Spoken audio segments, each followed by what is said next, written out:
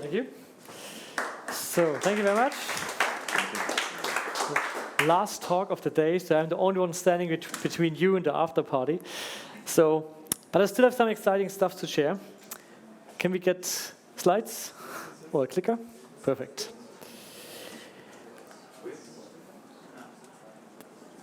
Okay. It's not the same slides. No, but we can also go with those. It's okay. So, Corpus Ventures, who are we? We are building a venture studio. Venture studio means we are building lots of different Web3 projects, one after the other, and all in-house with our own funding, so no VCs, with our own people, from ideation to building the MVPs to scaling it up. And so I just want to mention some other projects you might have heard of. So one is DM3. DM3 is a protocol for decentralized messaging, just using your ENS name as a user profile, attaching your public encryption key to it as an ENS text record, and your URL where to send a message to. And if protocols or messengers support this DM3 protocol, we have actually cross-messenger communication. So that's the goal of DM3. You can check it out at dm3.network. Then we have another product called GasHawk. Actually, the GasHawk team is also sitting here. Oh, this is one. Perfect. Okay. And GasHawk is for saving gas on Ethereum. It's actually very simple. You can set us as your RPC provider in MetaMask, and we wait for you to send the transaction at a better time so you save some gas costs. So it's for non-time critical Ethereum transactions, and on average we save about 30% if you're willing to wait for about 1 hour. So you could even say something like load balancing the Ethereum chain don't send it when there's a high demand, send it when there's a low demand. We are basically timing your transaction. You can find out more on gashawk.io. So today I want to speak about Corpus.io. It's about tokenizing GmbH shares. So I want to give you a bit of my backstory, which then leads to Corpus and what it will accomplish. So if you think about the firm as a construct, a lot of wealth has been created just because of the way people organized. Like back in even 1600 something, when people started to have entities, grouping people, having something like shares, and a lot of wealth has been created just because people were able to come together into a firm, such a construct, and people were able to put money into it, and there were some laws regulating how they should behave. So the firm itself is actually a great invention and responsible for a lot of wealth we have right now. And if you think about what it is, there's ownership of shares. They are usually managed in either a national register. In Germany, this is the Handelsregister for GmbH, or just contracts which are well designed, held by the company, maybe in some safe, like stocks. How is change of ownership done? Since actually hundreds of years, you sign contracts, depending on the type of the organization, you have to use a notary. Then today, people use convertible notes to prevent some of the bureaucracy, but I actually think convertible notes for investments are terrible for many reasons. They raise in rounds, seed rounds, Series A, B, C, D. And most investments come from professionals, like VCs or business angels. What does it mean for most companies like GmbHs, which are in their early stages? You have very poor liquidity. There is no real trading of GmbH shares going on because of all this bureaucracy happening and the hurdles you have here. And investment in general are a huge hassle. I mean, I'm in this space since a long time now, and I've worked as a business angel since many years. I've done dozens of investments, and those investments, especially in Europe, you have Estonia, you have Switzerland, France, and they all use different contracts. Sometimes you don't even send them in English, you just send them in French. So it's like a total mess, actually. If you invest in US companies, it's a little bit better. They usually have a Delaware Inc., then they use something like AngelList or Carta to manage their cap table, and it's more or less standardized. They use more or less the same convertible note. Not perfect, but okay. But in Europe, we actually have a huge problem when it comes to business angel investments or family and friends round. When I had my previous company, which was Slockit, I had sometimes family and friends asking me, can I invest in your company? I was like, 5,000 euros, I mean, the bureaucracy, the notary, the lawyer, it's not really worth it. So you just say no. Even though it would be great to have family and friends easier participating in your company. So that's the idea what we want to solve. And if you now look into Web3, I will now very quickly go through the story of the DAO for those who don't know it. So many maybe know the story, so I will not go into the details. But the thought process is important for what Corpus is intending to do. So in 2016, Slockit, actually I've also left Teres here, he also worked at Slockit back then, great to have you here. We created the code for the DAO. The DAO, maybe you know, it raised about 11.5 million Ether. You don't want to think about how much it is in today's value. Back then, it was, depending on the price, between 150 million and 250 million dollars, was the largest crowdfunding ever at the time. Got a lot of press, got a lot of token holders. So we had about almost 23,500 addresses. Don't know how many people are behind the addresses. As you know, address does not mean one human. Could be an exchange with lots of humans, or one human could have many addresses. So it was fairly distributed, and you know it failed. There was a bug, and a hacker got money, then there was the DAO wars, then there was the hard fork, and I like this quote, you never know how far you can go until you've gone too far. Yes, with the DAO we've gone a bit too far, but it was a really great lesson for not just us, but for many in the community.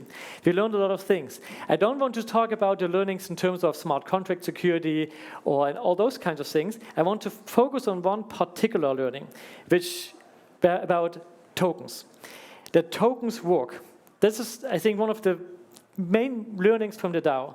Yes, many people can invest using a blockchain, using digital currencies such as Ether or also other tokens. And you saw it with Bitcoin, Ethereum, you saw it with the DAO. After the DAO, a lot of ICOs came, a lot of them scammy, but okay. They technically worked very well. It was easy to just raise funds by creating a token, and you saw how many billions of dollars were raised with ICOs. Then the regulator came and said, you cannot do it like this. And so then we had the separation between those so-called utility tokens and security tokens. Utility tokens, they just wanted to say, well, we don't want to do KYC, we are just a product. But most of them somehow had some tokenomics trying to link the value of the token to the product they are building in some way or another. Let's say using staking for using the product and just calling it utility token. But it was also always a bit on the edge. So this is the problem with utility token. Although I think many projects are still great, they all want to give you dividends, they want to give you shareholder rights, but really can't.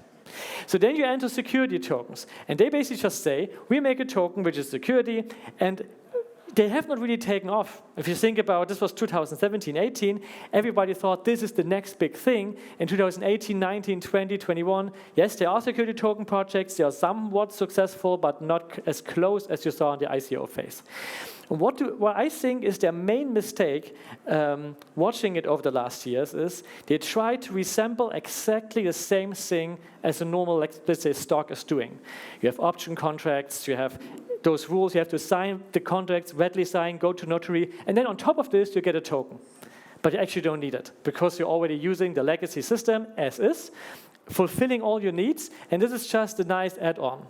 This is like you're going here and it's great, you're getting a POAP, which is cool, it's an add-on, but it's not a must-have. It's just a nice tool which is cool to have. And this is like those security tokens. Nice thing on top of, but not the real thing. But we know how tokens work and how does fundraising work. So another lesson, just very shortly, about DAO governance. There is no one-size-fits-it-all. Not everything has to be a DAO. I think a DAO is really good for public goods, for maintenance of products, and for community ownership. A DAO is not particularly good for product development and finding product market fit. So in hindsight, we tried to create at Slockit and the USN with a DAO, but maybe it wouldn't have worked. Just because DAOs have really messy governance, as you all see with many DAOs out there.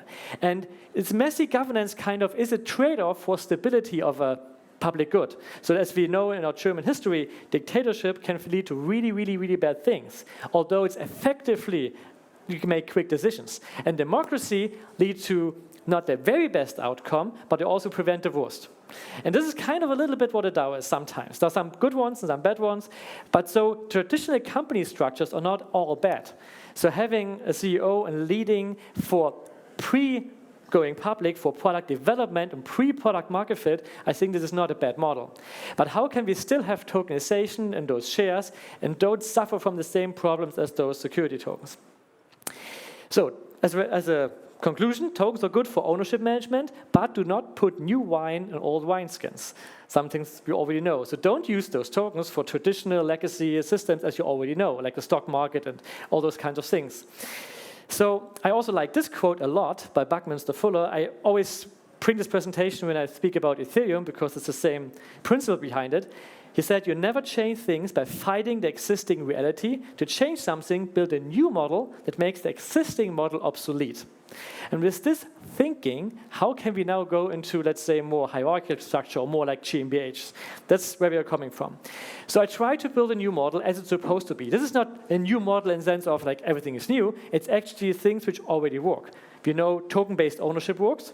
That's clear, so you get access to DeFi products. So I want your GmbH shares tokenized, traded on Uniswap, getting liquidities on maybe on Aave, and you have programmable equity, where you can do all sorts of fun stuff.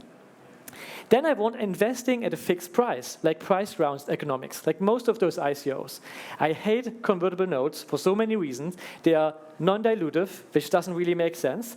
They often have a lot of preference rights for different investors, and they have even downside protection, meaning if your product goes down, or your value of the company might go down, or your next funding round is just at a lower valuation, investors lose nothing with a convertible note. You just get twice as many shares. And there are so many downsides for founders with convertible notes, and those preference rights make them non-fungible. Because every investor is getting different rights, you cannot trade them the same. And if you look at security token standards, such as EIP 1400, you have basically in your cap table tokens type A, type B, type C, type D. They're not really fungible because everybody's having different rights. So I just want to get away with all this mess, make it as simple as the DAO and many ICOs have been, and put this into GmbH. So you have an Invest Now button, you click it, transfer some crypto, and you have some shares. So how does it work? A little bit under the hood. So first of all, you might ask, why GmbH? I mean, why not just making a real DAO with no legal structure at all? You can still do this, and DAOs are still great. But sometimes you want limited liability. That's one of the main reasons why you want to go with the GmbH, or let's say LLC style, ÖÜ, depending on where you live. You want to have a bridge to the legacy system. Like when you do employment contracts, they have certain rights. You want to have certain protections by the laws. So most of what a GmbH or LLC is giving you is actually rights and protections. So it's nothing bad. So you want to have those kinds of things. So what is the link? A very simple token which can be converted to GmbH shares. And the problem is, we don't have access to the Handelsregister. So this is the public registry. So that's why we have to treat it a bit differently. Think about the Handelsregister like the layer 1. If you think about layer 2s and layer 1s on Ethereum. Something we don't have direct access to, but yes, we can settle at a notary. And now we create a layer 2, which makes the existing system obsolete, to use this quote. And there we have a token which represents this GmbH shares by giving you exactly the same rights. It's freely tradable, you can do whatever you want with it. And if needed, you settle on layer 1, which is Handelsregister. So we want to create a layer 2 of tokens for private companies, as GmbHs, which is like a meta system in its own. But importantly is, how do you link the token to the GmbH shares? So here's the legal solution. We have worked over 1 year, spent tons of money with lawyers to come up with this conclusion. So first, before I present you the solution, most lawyers would say the following. Create a company somewhere else, Cayman Islands, Singapore, or one of those places, transfer your ownership of those GmbH shares there, and then just trade the shares of this company. Way easier. But what would it mean for our users? So if a normal company, like a normal GmbH in Germany, comes to us, the first thing we say to them, please incorporate somewhere else, which is a huge hassle. If you want to have like fundraising and GmbH and crowdfunding, and you always say, just go somewhere else. You have to make a tax declaration there, move all your shares there. It doesn't look good. So we wanted to stay in Germany and have a German solution. And there is something, so we have currently 2 contracts, an investment contract and Auslobung. In the future, I really hope we only need a second. And I will explain in a second how this works. Currently, the investment contract is needed, maybe not in the future. So the investment contract is easy. For the first issuance or first emission of the tokens, you have a simple contract saying, you as the owner of the token has rights, such as, this is called in German a Genussrecht, in English would say profit participation right.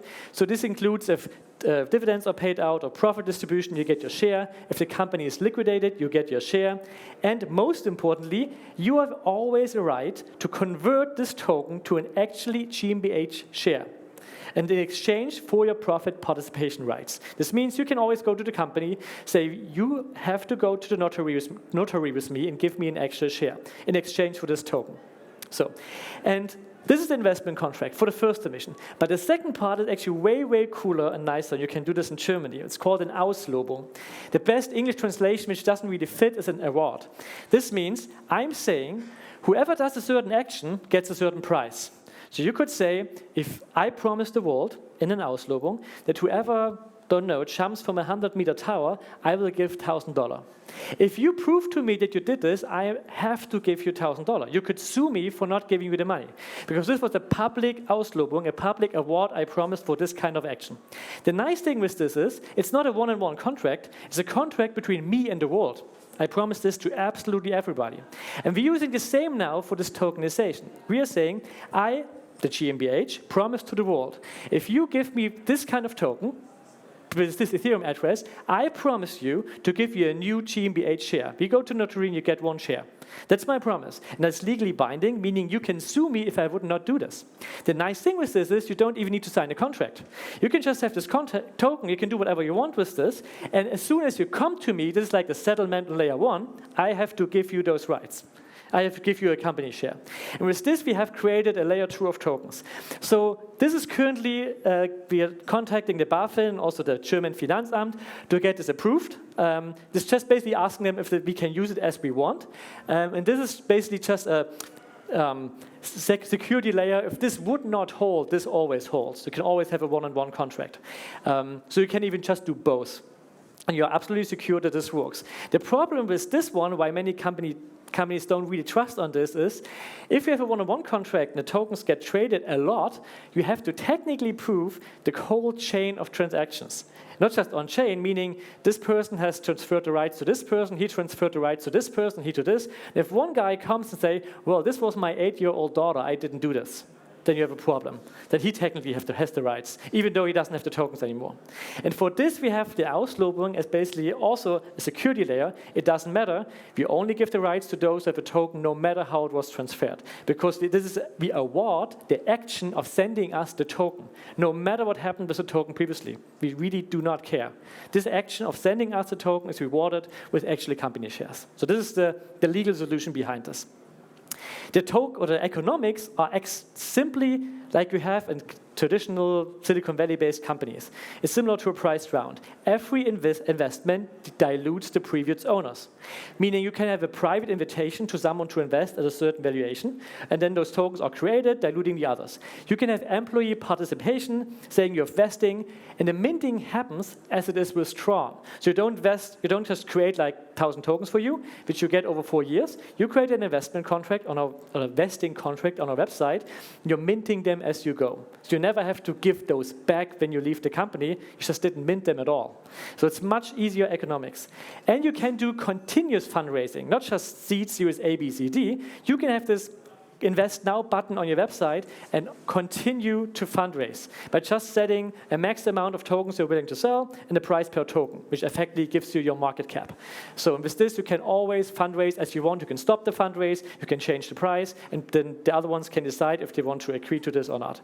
So it's a very, very simple mechanism. The ones I always wanted to have when I built Slockit or any company, that's how I wanted to fundraise, and that's how I want to invest. So it's as simple as it can get. No preference rights. It's not allowed to have any rights between different investors because it's just one token, needs to be fungible. There's no dilution protection, full on-chain transparency, and the token is technically tradable on Uniswap or anywhere else. So when I'm saying this, there's of course one little trade-off.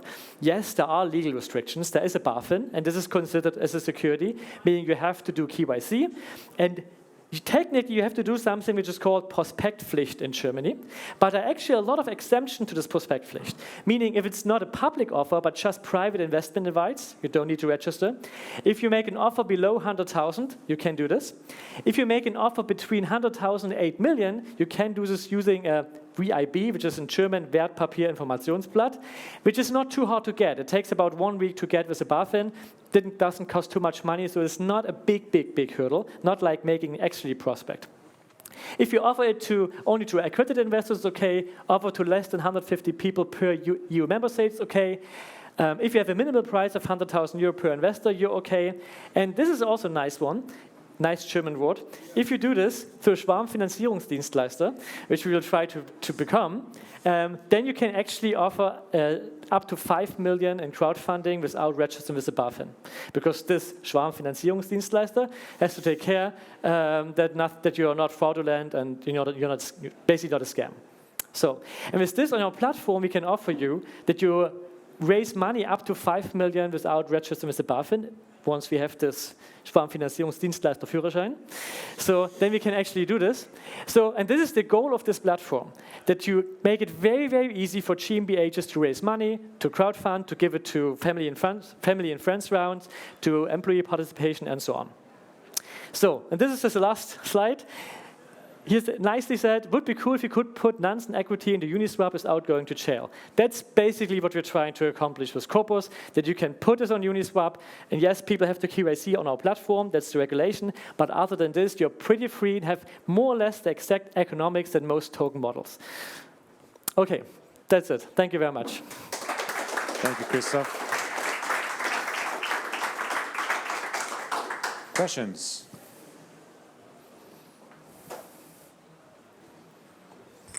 Thank you very much. So quick question, some of those limitations as you named them are, I think they're for purpose, right? If you look at shareholder agreements, like people don't necessarily want tokens or shares to be freely transferable or that I can send them to anyone. Like founders want their investors to actually hold the assets so that not someone else that I don't know is eligible to determine who I hire or who I don't hire. So how do you think about managing that in an on-chain world? Good question. So this is kind of like a next layer. Let's say you want to have investors not selling those tokens.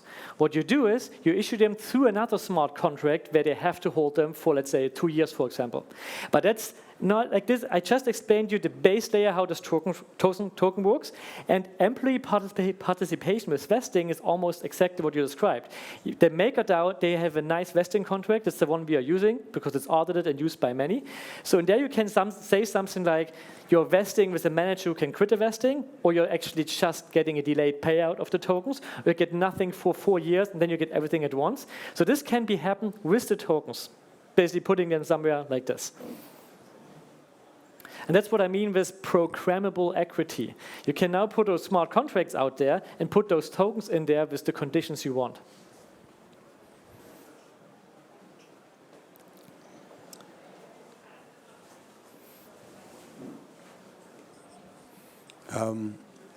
I'm curious how you see other legal vehicles, like, you know, are we going to see GmbHs as a good regulatory environment for these kinds of vehicles, or maybe like the UK or LLCs? Yeah, we started with GmbH, maybe because we're here from Germany, but my target market in the beginning is Europe. So I want to go, but once this works, we will be launching this year.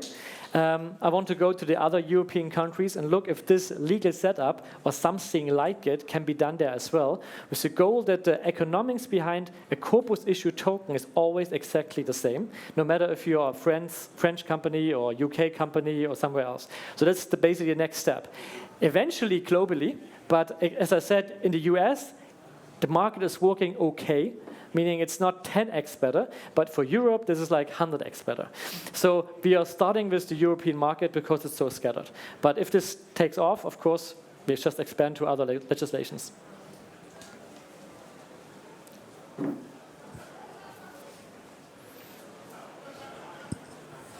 Thank you, very interesting. My question is like, how do you view value, from business angels and stuff? Because obviously business angels, yes, they also provide some value. And if I invest 50,000 and I work with the company daily, or make them intros to customers and stuff, then obviously I expect a discount than some guy who I meet on a party and he gives me 1,000 euros, right? Right. So in the end, like, how do you think about that, and how do you think about incorporating this into your kind of venture? It's already in there. Like currently, there are two ways of fundraising. It's called the public round. I called it the smart contract. Is called continuous fundraising. That's where you just set the parameters like max, min, how many, and so on. Everybody can go in there, and you can issue private invitations where you say this is the price at which only this address can take this offer for this amount of time. Like say it's valid for 2 months, and he can take it because he's maybe a very special investor, as you said. He brings in more than money. He brings in network experience and so on. So you can make those private investments. And also then at different valuations. You can take. The good thing is, in the end, it's public.